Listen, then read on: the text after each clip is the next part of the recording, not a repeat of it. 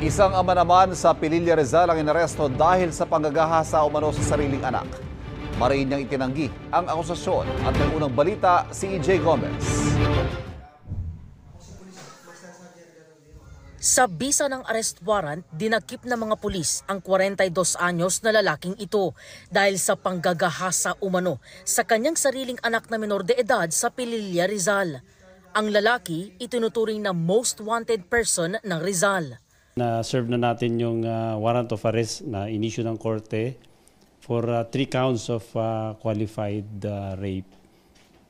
Yun nga, mismo sa sarili niyang anak.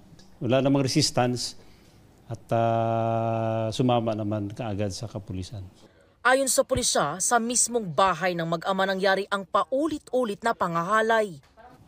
Nangyari ito noong 2019, then nasundan hanggang 2023. Nangyari noong 13-year-old pa yung biktima hanggang umabot ng 15 years old. Alam mo naman yung pagkasong rape, nandyan yung fear, intimidation.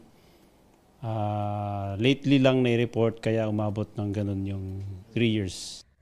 Mariing itinanggi ng akusado na si alias Erson ang paratang. Inatras naman po nila kasi hindi naman totoo. Nagulat na lang po ako nang dumating po yung warrant. Kala naman po ng anak ko tsaka asawa ko okay na. Harapin ko po para po sa akin, hindi ko po talaga inaamin na na lumabas yung katotohanan po. Sa custodial facility ng Binangonan Municipal Police Station nakakulong ang akusado. Naharap siya sa 3 kaso ng qualified rape na walang nirekomendang piyansa at lascivious conduct. Ito ang unang balita. EJ Gomez para sa GMA Integrated News.